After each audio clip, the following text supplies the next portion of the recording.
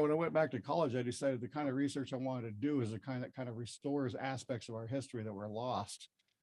And one thing that happened at the advent of the reservation is shamanism was outlawed. But with that came our knowledge of the rock art and other ritual activities and paraphernalia, things like that, that we just look at today and wonder. And that's why I went after it, even though if we may never revert totally to shamanism again, but we deserve that part of our history. And that's why I got into this kind of research in the first place. So, excuse me. So my presentation today is based largely on my dissertation, The Landscape of Klamath Basin Rock Art, which I completed at UC Berkeley in 2012. Now, for this kind of research, I didn't want to study rock art symbols as though they were something that was separated or isolated from the community, as past researchers had done. Instead, I wanted to examine their relationship with the people themselves, our ancestors. And in order to do this, I had to study rock art sites within their particular social contexts. For example, rock art associated with villages versus rock art located way up in the mountains in little rock shelters versus rock art up in the uplands in the Bly area, things like that. So the organizing principle for this research was landscape, and hence the title, The Landscape of Klamath Basin Rock Art. Landscape is basically my avenue for studying rock art's relationship with the people themselves. So with that as a lead in, all right, and now we're not advancing. Why doesn't that surprise me? Let's try this. Is that it? There we go. So here's a layout of the Klamath Basin, which I'm sure you're all familiar with. Now, according to our own sacred narratives, we've been living in the Klamath Basin since time began. The moment Kmokoms had brought sacred bones up from the underworld and created our ancestors, the Muckluks, time as we know it started moving forward.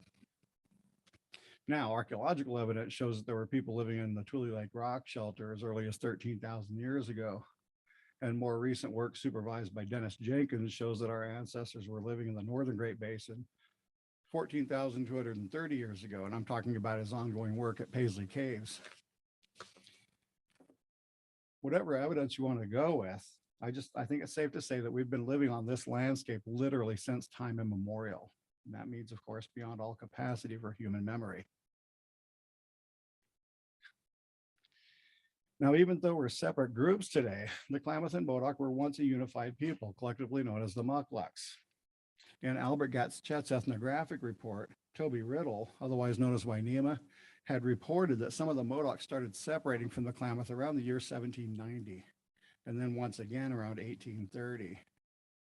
Now, we have no way of knowing how long these political splits were taking place or even how many there were, but they appear to be pretty recent, like within the last couple of 100 years. But what's important to note here is that even after these political splits, the Klamath and Modoc continued to share the same language, customs, and more importantly, myths in common. Now, why this is important to rock art is because much of the rock art we're going to be seeing today predates these political splits. And thus, the rock art created by the Klamath stems from the same ritual philosophy as the rock art created by the Modoc. And this in turn means that the literature for both groups, and I'm talking about our oral literature, our myths, our oral traditions, can be used to understand the rock art from both groups. The myths of the Modoc, for example, are just as telling or illuminating for Klamath rock art as they are for Modoc rock art. That's one of my founding claims here. Now, I know that this is also old news to pretty much all of us, but I need to talk a little bit about subsistence. Because the location of resources and the times they became available determined how our ancestors were spread out all over the landscape throughout the year. And this has every bearing on how we understand the rock art or the role that rock art played within specific locations. So briefly, during the winter, people were concentrated in semi-permanent villages. Now, although some fishing and opportunistic hunting did occur, for the most part, they subsisted off of the stores they'd gathered during the previous gathering season. Now, two major events took place during this time that I want to emphasize. The first, of course, was the shaman's winter performance, at which time they called their medicines or their spirits back to the village. The second was storytelling. Just say, I think you got it going. Nice. I think. I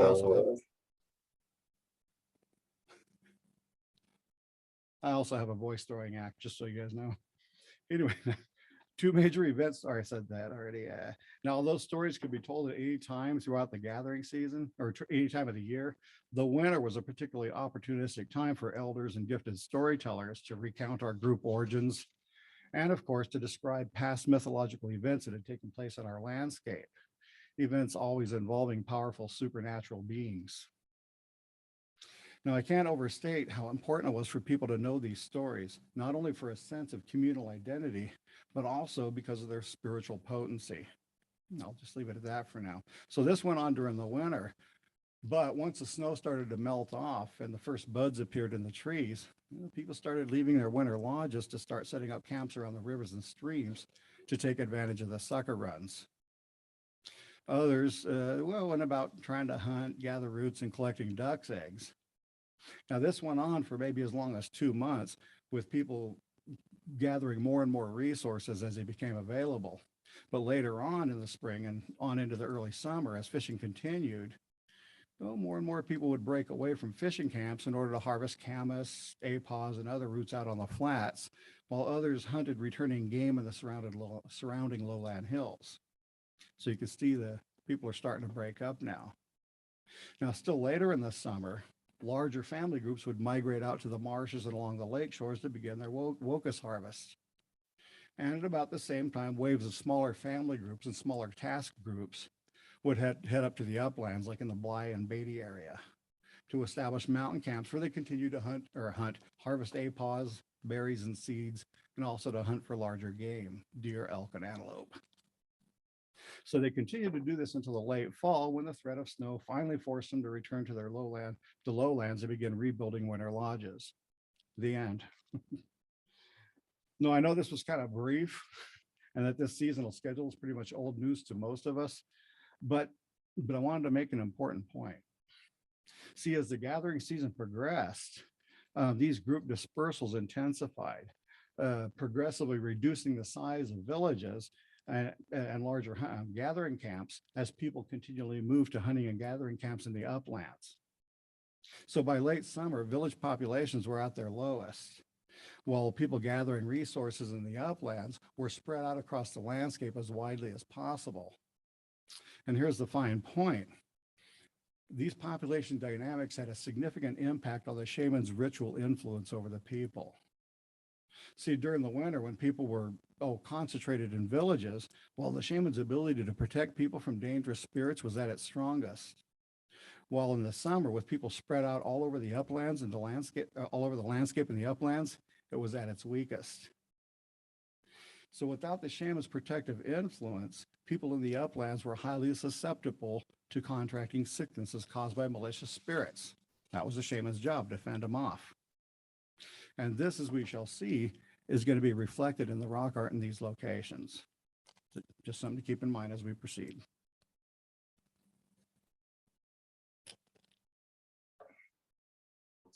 Now, insofar as spirituality, our ancestors were shamanistic, by which I mean they believed in a supernatural world inhabited by spirits, and that it was possible for them to interact with these spirits through trance in order to gain spiritual assistance. Now, even though both shamans and non-shamans alike had access to this supernatural world, there are important differences to be aware of. For example, the kind of supernatural power available to ordinary folks, like you and I, or non-shamans, was fairly general, meant only to help them be successful at things like hunting, gathering, warfare, coping with grief, things of that nature. But the kind of supernatural power available to shamans was much more powerful, to the point of being fatally dangerous to those who were not initiated, those who were not shamans. And it was also very specific. It allowed them, for example, to use spirits for things like, diagnosing and curing cases of sickness and disease, finding lost objects, foretelling the future, controlling the weather, predicting the outcomes of war, and even excising dangerous spirits from the community. So this was a whole different level of spirit power, and it required a different level of training to achieve. Now, shamans and non-shamans alike embarked on power quests. This, of course, is how they obtained their supernatural power. Now, these quests always began at puberty and entailed things like going off alone into the wilderness, maybe for as long as 5 days, and camping in places they believed to be inhabited by spirits. While there, they engaged in a number of tedious and physically demanding activities like, running up and down hills throughout the night, piling rocks into big piles, breaking branches from trees, stripping them of their bark and tying them into bundles, swimming in sacred ponds, all the while abstaining from food and drinking water only from these sacred pools. Now, notably, and I have to stress this, all these activities only took place during the nighttime. And the goal, of course, was to induce a dream in which a spirit would visit them and then give them its power song. Now, for shamans and non-shamans alike, this song was the manifestation of spirit power. Without this song, they had no access to their spirits. Now, for shamans, this quest was much more intensive, and it was coupled with an apprenticeship period that lasted up to 5 years, of course, under the tutelage of a veteran shaman. They underwent many of the same ordeals that ordinary folks did, but their quests also included regular journeys into the supernatural world itself, where they would commune directly with a number of spirits that lived there and eventually gain their songs, along with their direct counsel. So, whereas the focus of an ordinary person's power quest was to be visited by spirit in dreams, the focus of a shaman's quest, also called a spirit quest, was to actually travel to the supernatural world themselves as a spirit and consult directly with the spirits that live there. So this is something that ordinary folks weren't able to do. Without the proper mentorship and training, it was considered far too dangerous. And the idea was you don't want to go gallivanting off to the spirit world if you have no idea what you're doing, because you could become a permanent resident. That was kind of the going concern here. Now, one other thing that distinguished shamans from non-shamans is that among our ancestors, it was only shamans who created the rock art. Rock art was a fundamental part of the shaman's spirit quest, and as we're going to see, it was also a lifelong part of their ritual enterprise.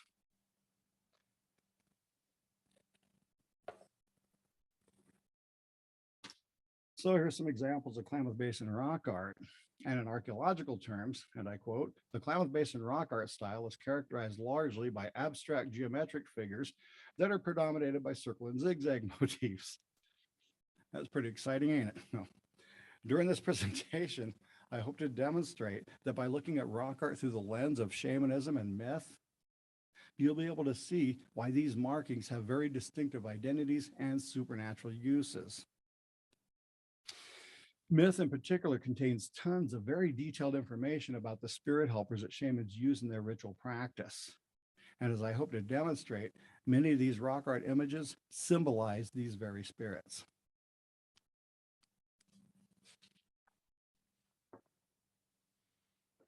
Now, before attending UC Berkeley, I spent most of my time, this is right after PSU, I spent most of my time trying to nail down the identities of spirit characters depicted in rock art through the use of ethnographic texts and myths. And for the most part, I met with some degree of success, but as a crew and I traipsed around the countryside, discovering new sites and revisiting old ones year after year after year, I started taking notice of some differences in the way that rock art was displayed in some locations versus others. For example, rock art symbols on some site was spread out and situated in a way that suggested that the people's ability to view the art was of really minor importance to the artist, if it was important at all. But by contrast, there are other sites that appear to have been intended specifically for public viewing, dramatic public display. They're located in places where people were expected to be, and the images are highly concentrated, making them difficult, if not impossible, for the viewer to miss. Well, differences like these merited further exploration. And so starting in around 2007, after my first year at Berkeley, I started taking better note, not only of the rock art sites, but also of their associated archaeological contexts.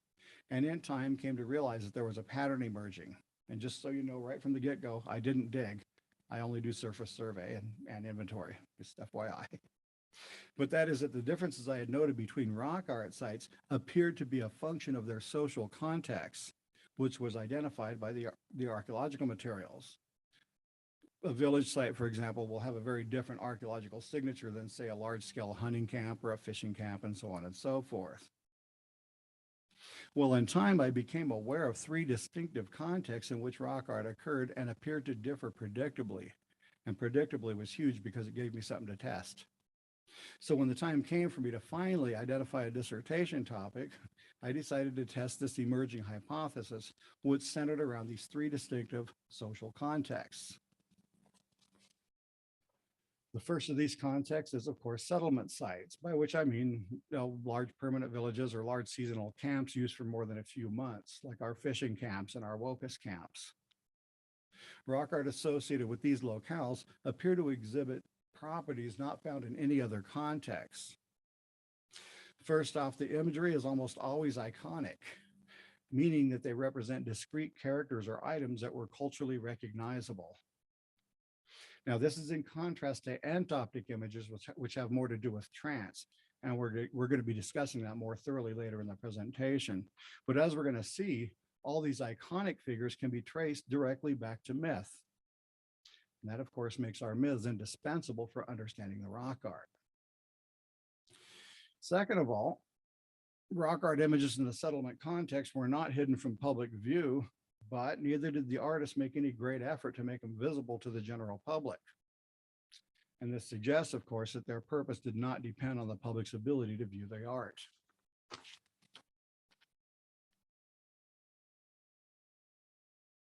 Okay, the next context is what I call frequently used areas. Now, these are places located outside the village context, but still include places like well-traveled pathways, popular springs and watering holes, common work areas like up in the Bly area, the Beatty area, things of that nature. Now, rock art situated in this context tends to be large, highly concentrated, and feature monolithic imagery, by which I mean it consists of the same kinds of images repeated over the whole rock face, like the concentric circles you see here in the slide.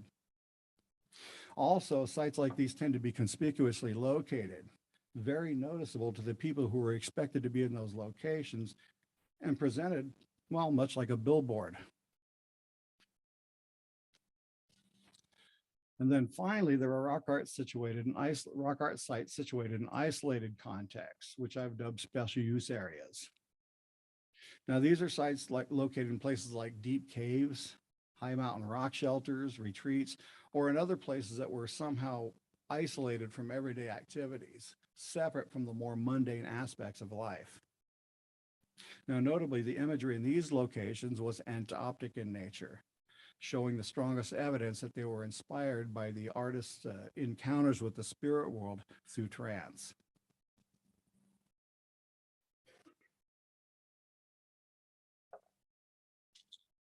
Okay, so this potential model in mind then, based on these three context categories, myself and a handful of very stalwart volunteers took to the field to document not only a sample of randomly selected rock art sites, but also to survey, map, and document any archaeological materials in their vicinities so that we could essentially establish the rock art social context as well. We wanted to know what people were doing in the vicinity of rock art sites.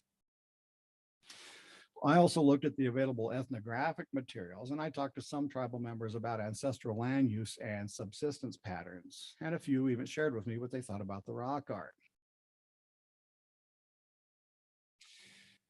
Now, insofar as interpreting the rock art imagery itself, as I said, past experience at least implied that information from myth supplemented by the available ethnographic materials would be the best place to start. And in fact, Klamath Basin mythology contains very detailed descriptions of powerful supernatural beings. And as it turns out, these same beings are identified in the region's mythology, or excuse me, ethnography. And by this time, I had already established that at least a few of these beings featured in the rock art as well, and that was huge. Now, in relation to this, I found it useful to compare rock art images with similar imagery found on shamans' ritual paraphernalia, such as their decorated smoking pipes and their flutes, both of which are associated in some way with their medicine spirits.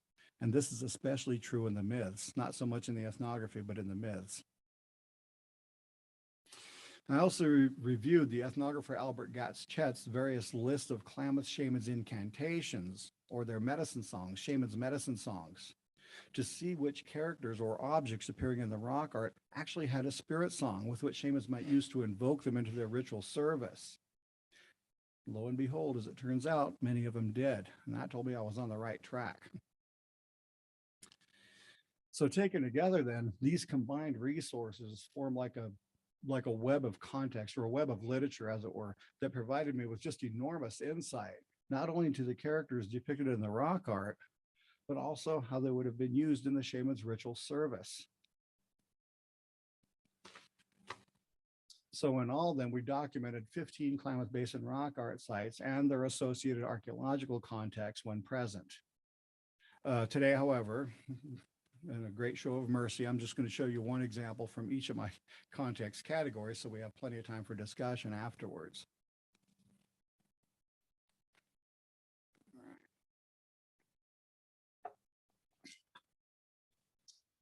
Okay, so this site in my settlement category overlooks an ancient village concentration in the upper Klamath Lake region, and I'm sure you all recognize it. Now, curiously enough, the rock art site here is just about 700 meters long, but in spite of its size, it has only 16 images that appear either individually or clustered in small discrete groups and spread out over the whole area.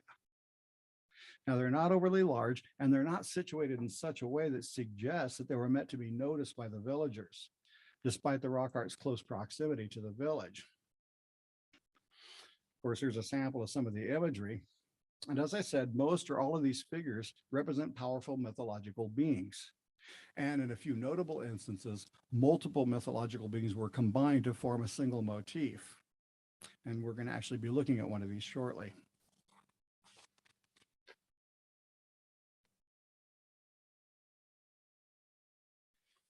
Okay, now as I said, rock art sites in my frequently used area category are located outside the village context, but it still include places like well-traveled pathways, common work areas, popular springs, things of that nature.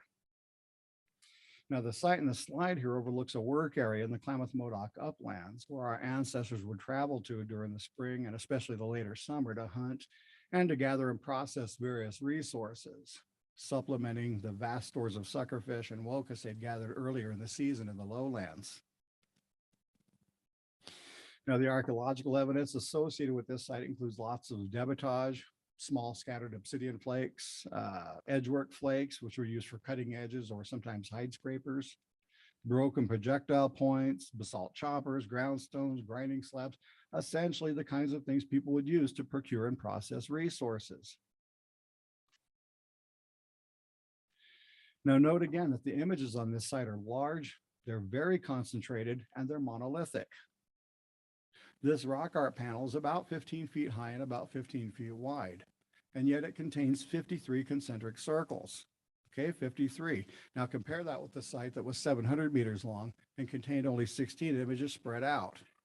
Okay, whatever else is going on here, this site constitutes a whole different idea from the village example we saw in the previous slides. And that's, of course, what caught my attention.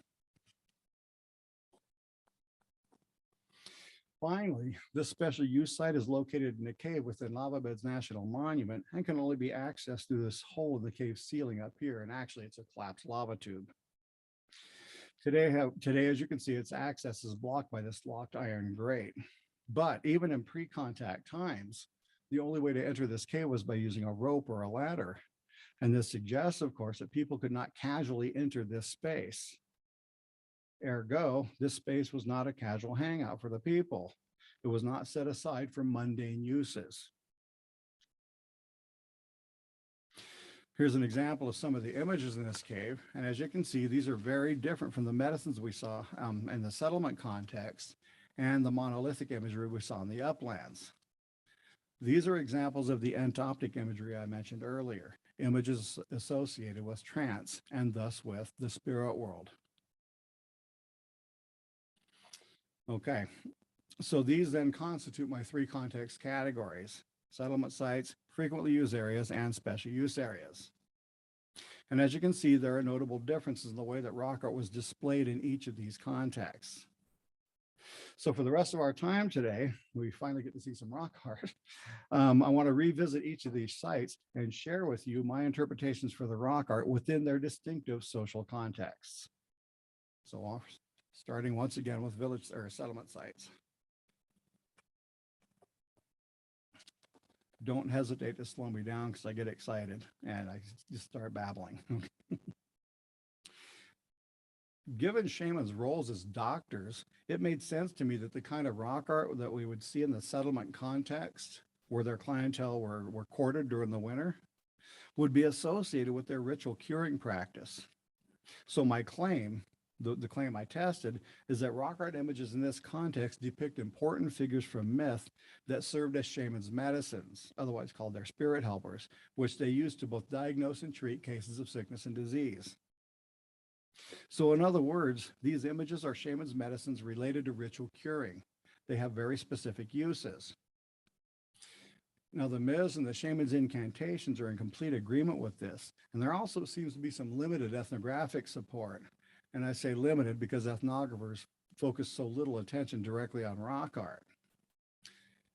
But with that being said, according to the ethnographer Leslie Spear, rock art images served as shamans' motwas, or the ritual paraphernalia related to their practice.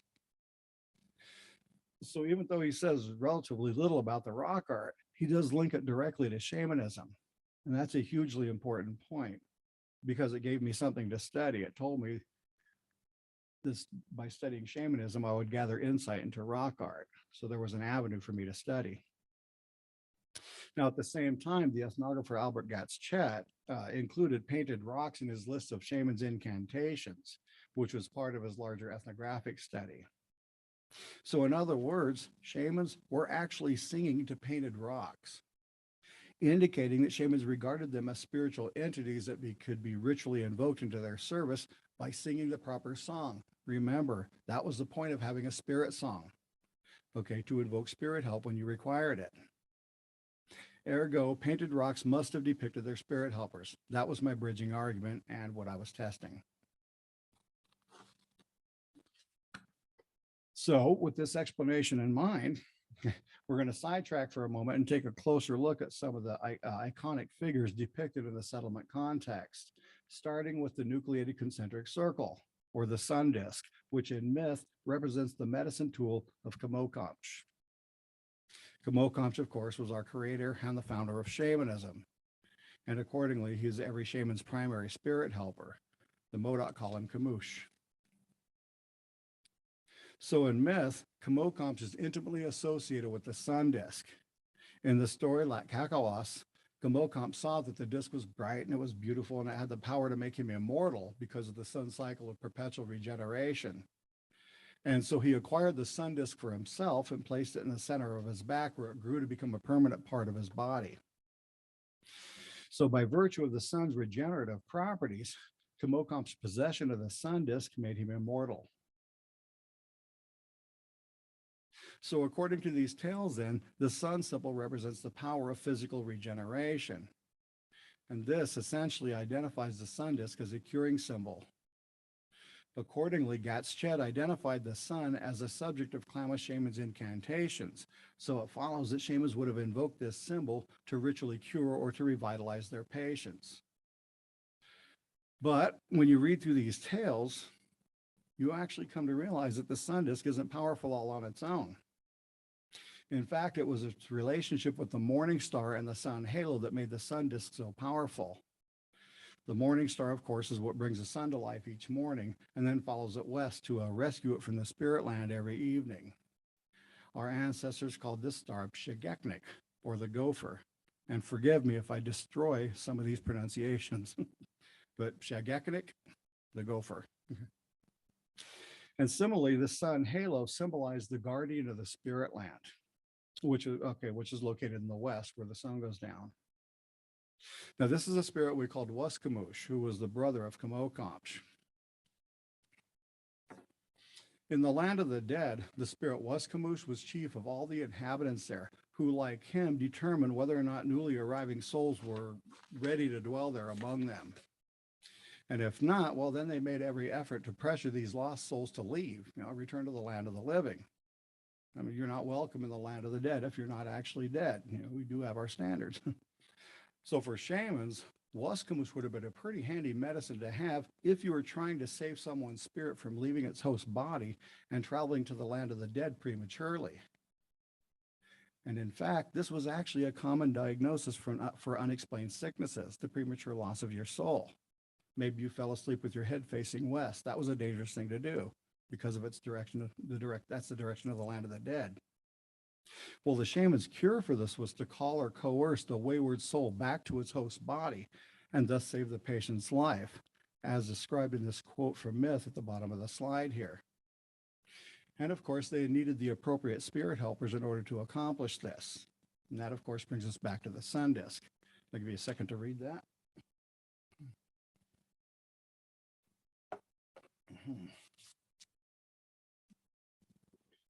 Now, in Myth, Waskamoose is a personified sun halo, just as Kamokamsh is a personified sun, because these celestial bodies were their medicines or their spirit tools, one for regenerating life and the other for, well, preventing undead souls from entering the spirit land. Now, if we add to that Morning Star's role as Kamokamsh's medicine, what you end up with are three very powerful supernatural beings, all associated in some way with supernatural curing. Well, what would happen if you were to combine these three symbols of supernatural power? Okay, the sun halo, and the morning star. You would end up with one of the most pervasive symbols in Klamath Basin rock art. This is like the dream team of medicine spirits here, all wrapped up in this single logo. Very simple, very elegant in its own way, but extremely powerful. So this image then represents powerful supernatural medicine, which shamans use for ritual curing.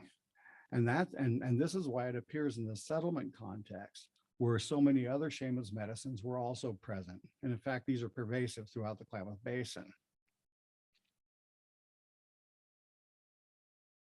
Now, the second most common symbol in Klamath Basin rock art is, of course, the zigzag motif. Now, these also appear everywhere and in the past were classified as abstract by earlier researchers. But in actuality, with the assistance of myth, we can identify this symbol as iconic, keeping in mind that iconic represents a culturally recognizable object or being. In other words, we can attribute an identity to this symbol. And that's, of course, what makes it iconic. And this is because this motif symbolized the medicine tool of a powerful spirit we called Yayahiyahas. Yayahiyahas.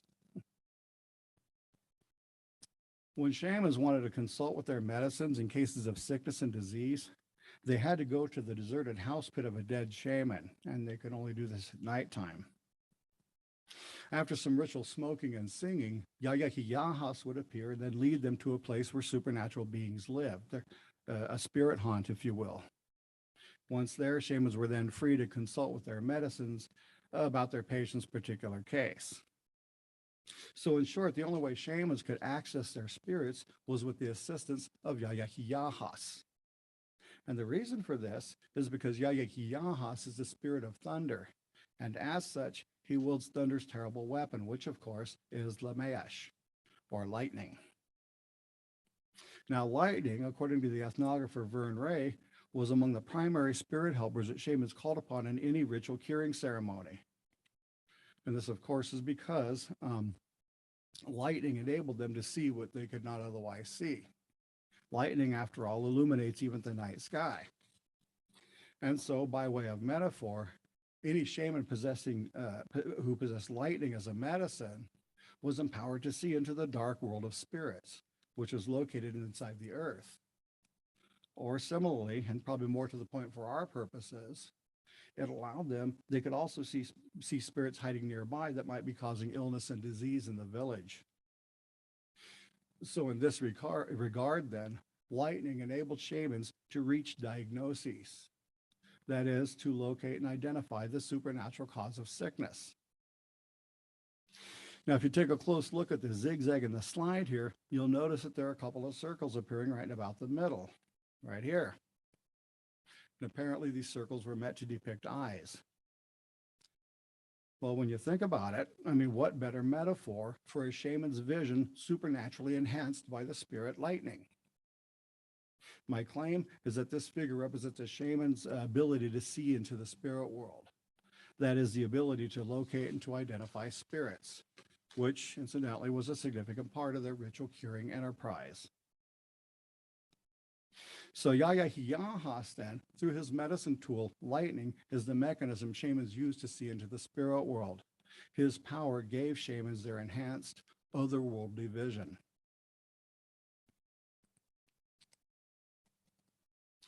Now, another spirit associated with this kind of supernatural vision is, of course, Old Man Mokas, the owl spirit.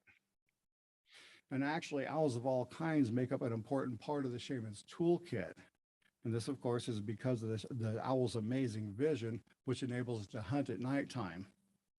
Or in other words, its vision enables it to see things hidden in dark places. And so once again, by way of metaphor, any shaman possessing this spirit's extraordinary vision is empowered to locate their spirit helpers living inside the earth. Or conversely, to discover malicious spirits hiding in or near the village that might be causing sickness and disease, just like the lightning spirit.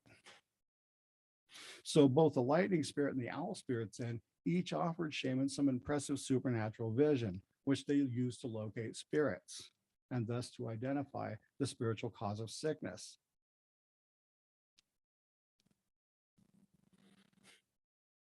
It was only a matter of time before some enterprising shaman figured out that if you were to combine the owl's vision with that of the lightning spirit, located right here, you end up with some pretty flippin' amazing supernatural vision.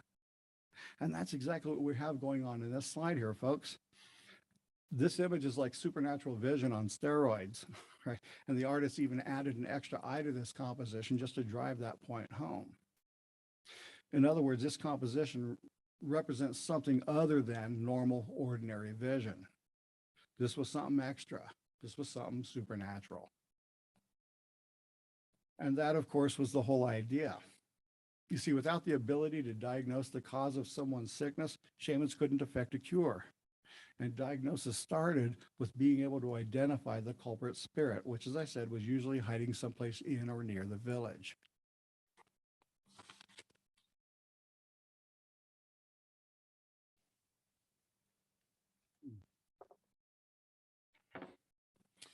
Okay, well, I wish I could show you more of these images, but this should at least give you the idea, the gist about how the shamanic curing practice operated and how they would have utilized these symbols.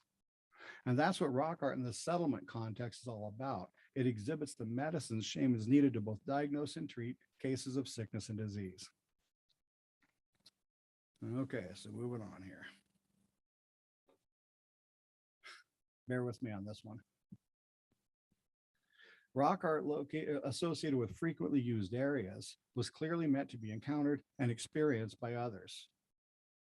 The images are large, they're clustered, and they're situated in places where people were expected to be, or where they'd be difficult to miss, if not impossible to avoid.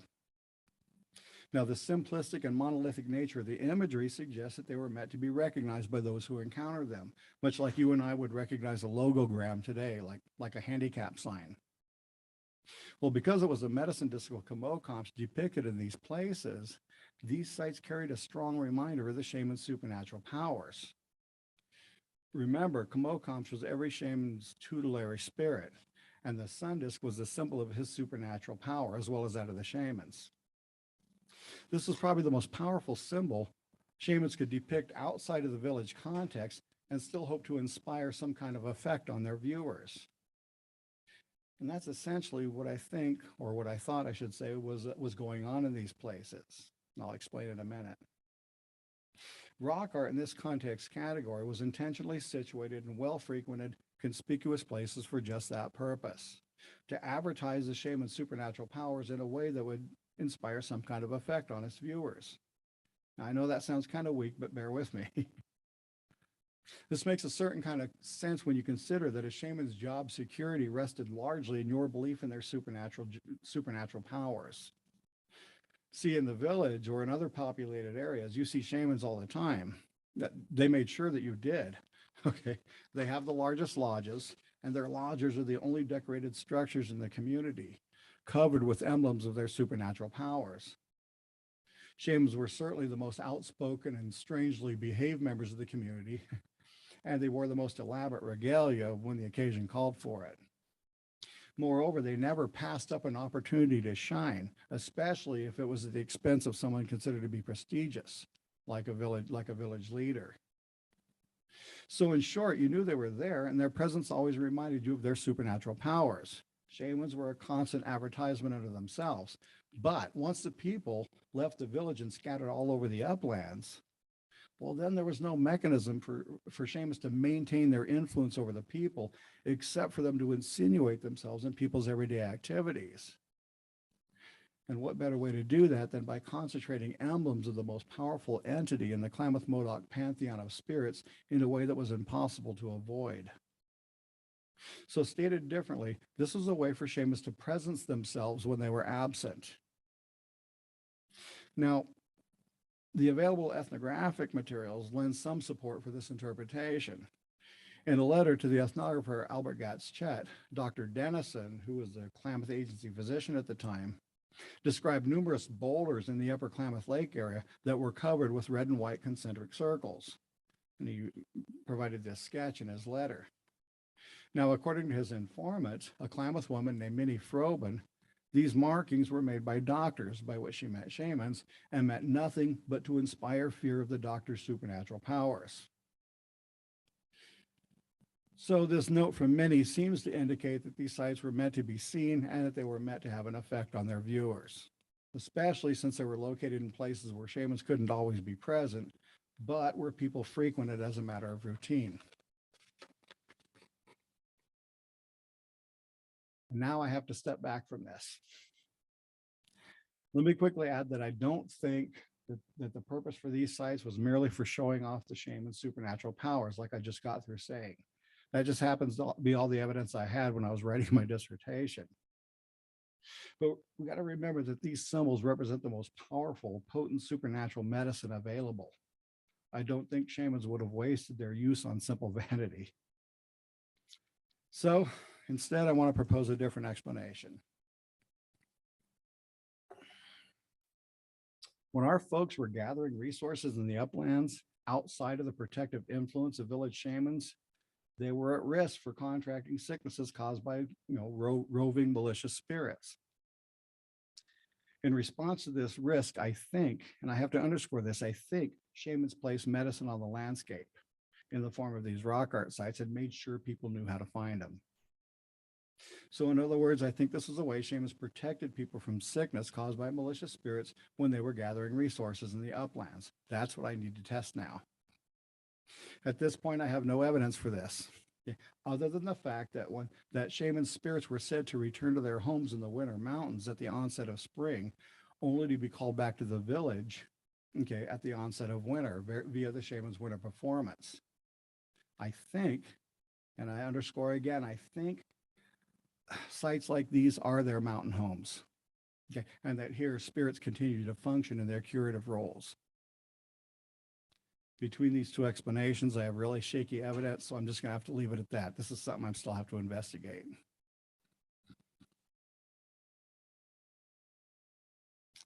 Okay, finally, special use sites are located in places that were either naturally or culturally restricted. More importantly, special use rock art exhibits trance imagery almost exclusively. My claim is that rock art in these locations is the result of the shaman's spirit quest described by Ray, in which they sought out encounters with the spirit world through trance. Now we have two ethnographic accounts that refer to shaman spirit questing. In the first reference, Ray described the procedures that novices had to follow if they wished to become shamans. Now this was much on the order of a power quest. They would isolate themselves from the community and then make every effort to induce dreams while they slept in places known to be inhabited by spirits. Now, at some point, if the spirits were well disposed toward the seeker, then all the spirits of the universe would present themselves, appearing to the dreamer in kaleidoscopic transition. In other words, they would The spirits would emerge in complex, colorful patterns and then remain in a state of constant transition within the subject's mental vision, bombarding their senses. These were understood to be spirits. And that is also the hallmark of a trance experience. In the second reference, the ethnologist Jeremiah Curtin described in a myth how Kamokamsh himself had piled rocks in the lava fields as though he were on a power quest or a spirit quest, and then set off on a journey around the Tule Lake Basin where he encountered other powerful beings who overpowered and killed him at every turn. But each morning, his medicine, the Morning Star, came to his aid and brought him back to life. That's, of course, the role of a spirit helper. Now, one thing to keep in mind is that symbolic death and resurrection, like that described in the story, are hallmarks of a shaman's journey to the supernatural world and back, which they achieved through trance. Generally, when shamans went into trance and thus when they traveled to the spirit world, they were said to die because flesh can't enter the spirit world. And when they woke up, returning to their bodies, they returned back to life. That was how it was described, usually described in all the ethnographies where shamanism is present. So this is why we can interpret Kamokamsh's journey as a spirit quest, even though the story itself doesn't use that phrase. Through such quests, shamans would travel to the spirit world to acquire new spirits, to renew their relationship with their existing spirits, or sometimes to consult with their spirits in matters related to their ritual practice. Now, notably in the story, Kamokamsh had stopped off at a large smooth rock face, to write on the rocks as part of his journey. And I think this large smooth rock face is Petroglyph Point, but I haven't yet verified this. But what this suggests then is that making rock art is a mythologically warranted part of the shaman spirit quests, and hence the reason we see rock art depicted in these places.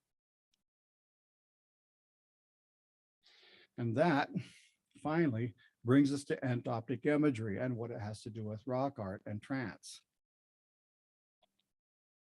By entoptic imagery, I'm talking about the kinds of images and bodily sensations that people experience during various levels of altered states of consciousness, aka trance.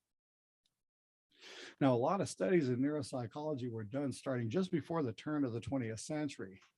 And for rock art researchers, this work culminated in the publication of David Lewis Williams and Thomas Dawson's neuropsychological model. Now, this kind of research involves subjects in laboratory settings undergoing experiments in induced altered states of consciousness.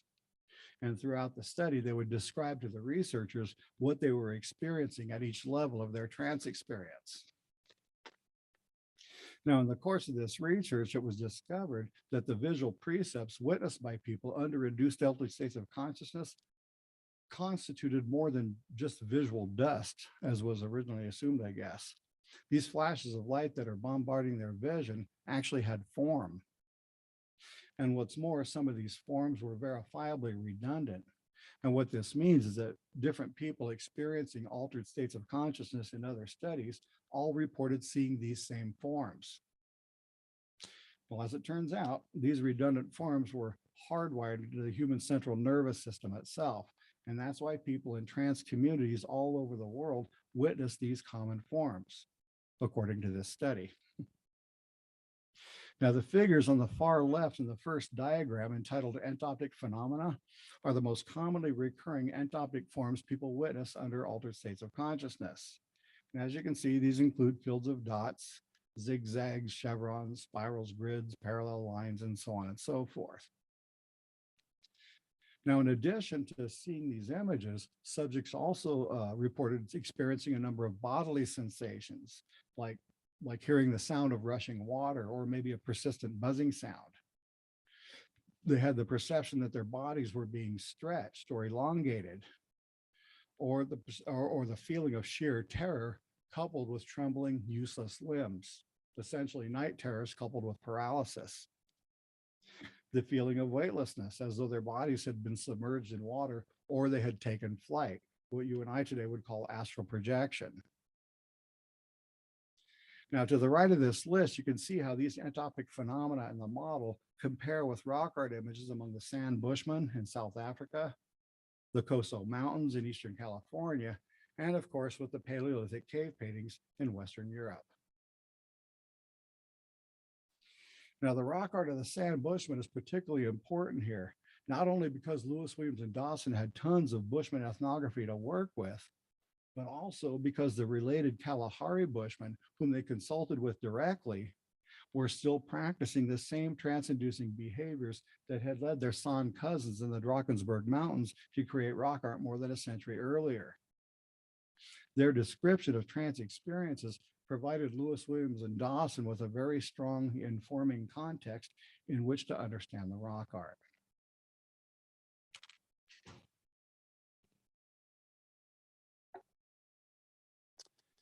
Now, trance can be induced in a number of ways. The Bushmen did it by engaging in the trance dance, where the prolonged rhythmic clapping and the intensive dancing of the participants brought about a state of trance through monotony and exhaustion.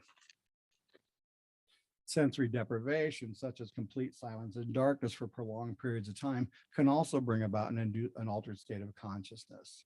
And think about the deep recesses of caves in Paleolithic Europe, where all those wonderful cave paintings are found. Now, among our ancestors, and even now, even today, trance is achieved through profuse sweating in a sweat lodge, power questing activities such as fasting, prolonged isolation, excessive physical exertion, and even through the use of native tobacco. See, all these activities are intended to bring supplicants into contact with spirits through trance. Now, what happens as people progress deeper and deeper into the various stages of trance, these entoptic visions become more developed. They start repeating themselves, or they break apart and recombine in different ways, or they combine with other entoptic images. And later in trance, they even combine with iconic images. Just like you and I in a more developed state of trance might end up seeing what we perceive as a bicycle wheel surrounded by a field of shimmering dots and superimposed over a rotating grid to the sound of rushing water. So that what you end up with in the more developed stages of trance is a sensational mix of both entoptic and iconic forms filling your vision. Now, at some point during trance experiences, these visions become so vivid, so acute, that subjects actually start to believe that they're not just witnessing these oddball scenes bombarding their senses, but that they are themselves a part of this bizarre experience, like they've just stepped inside of a surreal dream. See, at some point, it becomes a very real place. Now, one of the hallmarks of shamanism was the shaman's ability to travel back and forth from the supernatural world at will. And they achieved this through the deepest levels of trance. And so to them, arriving at this fully developed hallucinatory state, if you will, remember I'm quoting the research, not my opinion, was thought to be a successful journey to the spirit world, a world that was every bit as real as the physical world that surrounded them. Well, what these studies then in neuropsychology did then was to help rock art researchers to bridge certain kinds of rock art with the mental state of shamanistic peoples who commemorated their trance experiences by painting them or carving them on stone. And that, of course, brings us back to the Klamath Basin. All over the world, hunter-gatherer peoples who practice trance-inducing behaviors have described their experiences with just amazing consistency. Trembling, useless limbs, the feeling that their bodies were being stretched or elongated, the sensation of flight, what you and I would call astral projection. And some even describe seeing themselves existing in a bizarre world filled with other strange supernatural beings, as though they themselves were standing in the spirit world proper. All the Klamath Basin images you see here are located in special use areas where just such trance experiences took place. And so I think it's fair then to interpret the rock art in these places as the product of shaman spirit quests. These isolated contexts, these special locations are where shamans sought out the world of spirits through trance. And the images they left behind depict their encounters with the supernatural world.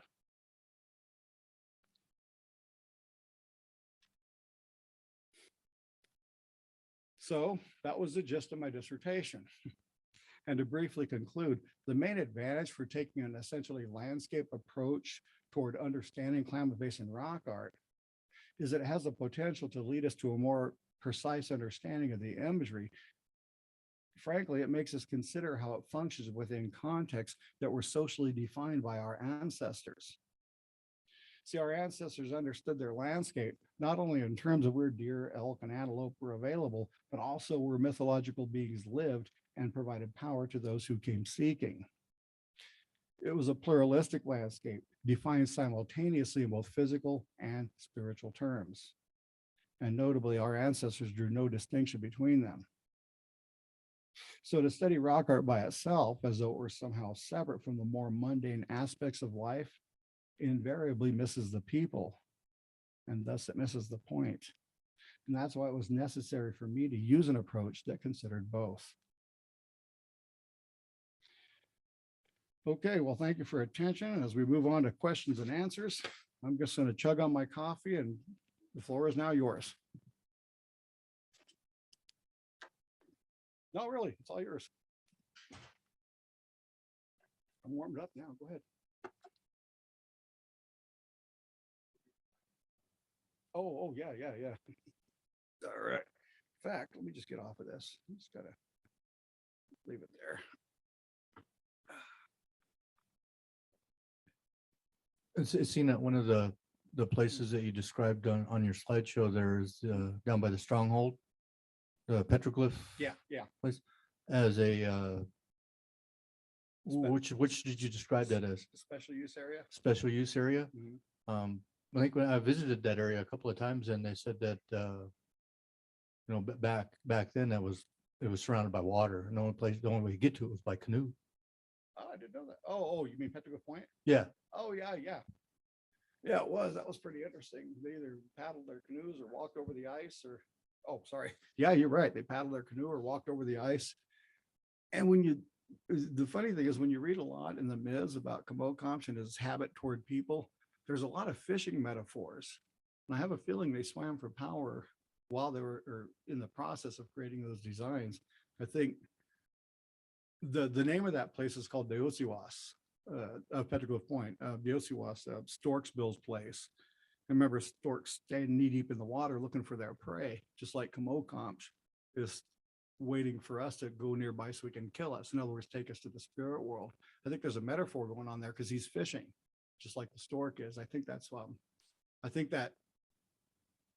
the way that the site used to be knee deep in water, just like you described, I think that kind of lives on in our myths without us remembering why how it might have started. Were there any other sites like that along the Klamath Lake? I don't know. Not right offhand. I don't know. Yeah. Okay, thank you. Mhm.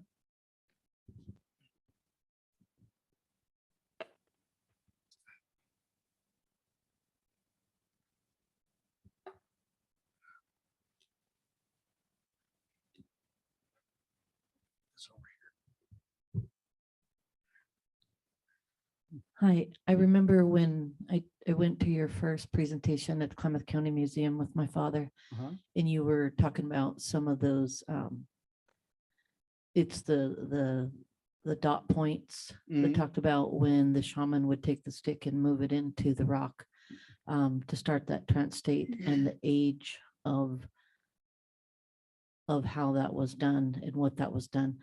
But I couldn't remember all of that. So could you do a little explanation of that? If you do remember that. I remember we were talking about it. The drilled holes. Yep. Sure. For those of you who didn't see my Petrichor Point presentation, I talked a little bit about why we're seeing a bunch of the holes drilled into the rock face at Petrichor Point. And in fact, this can be traced directly back to myth. And why that's important is because I think what's going on is shamans are emulating significant mythical actions as part of their ritual. And so that's why it's important for us to know the myths, because then we recognize what the shaman is doing. One story about a bunch of hunters gathered on a mountaintop, we're about to go hunting, but then the leader of the party suddenly takes out his fire drill and starts drilling it in the matter of starting a fire. Well, lo and behold, what happens? Yeah, they start a fire, but also a spirit appears, Yahahas, which is, in this case, it was bad news for those hunters, but it did lead to kind of a surreal experience for them as well. The point being is that drilling the fire drill in mythical times, you didn't only start a fire, you also called a spirit. And they were talking to the spirits, trying to have the spirits bless them in their hunt, so to speak. I think shamans were doing that on Petroglyph Point. I think that's where all the drilled holes come from on Petroglyph Point, is that they're talking to their spirits. And these drilled holes are usually drilled sometimes directly into iconic figures that I've identified as spirits, or they're underneath rows of spirits. Okay. Trying to call or identify, or trying to call or communicate directly with those spirits. That's what I think is going on there. That get to your, okay, good deal. Oh, sorry. Oh, thought I wasn't speaking at this moment. Ouch. Thank you for your presentation. Thank you. Good. And a quick question and just out of my own curiosity. So in the frequently visited areas where the rock art would be displayed, did those displays belong to a specific healer? I mean, was it near their home? I mean, how did people know that, who put that there? Well, the rock art, in every ethnographic account that talks about the creation of rock art or the use of rock art in our homeland, every account is attributed directly to shamans. And they're called shamans' tools, or these are conjurers' marks, as Gat Shet put it, and whatnot. So I don't know. I mean, that site that in my slide in the Bly area could have been made over generations. But for the most part, I think they made them like that and then painted them red and white to stand out against the natural, gray black surround there. I think they went out of their way to make them visible so people would know to go for medicine. Are we still recording? Okay, then I won't talk specifically about this, but there's indications that people went there to interact directly with that site. And in fact, made very concerted efforts to interact with that site. I think shamans set it up so people could access medicine when the shaman couldn't be there, because the people were just spread out too widely. Which shamans? No, I don't know. And if this is usually uplands where we would go to supplement resources. And what I didn't mention in my subsistence section is that we also had a big gambling meet afterwards. And so some people came home, and some dudes who had lost significantly had the good sense to go off on a power quest, then go home and face their families. Anyway.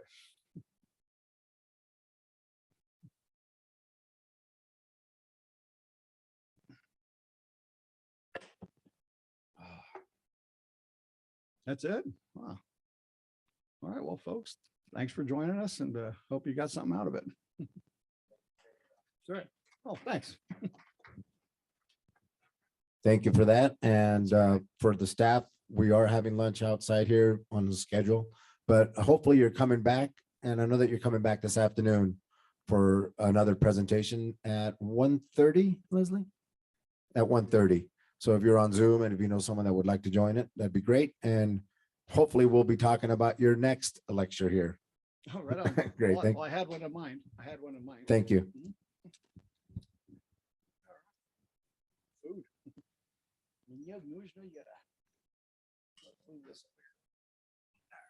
So get my knee warmed up, then I'll get up. All right.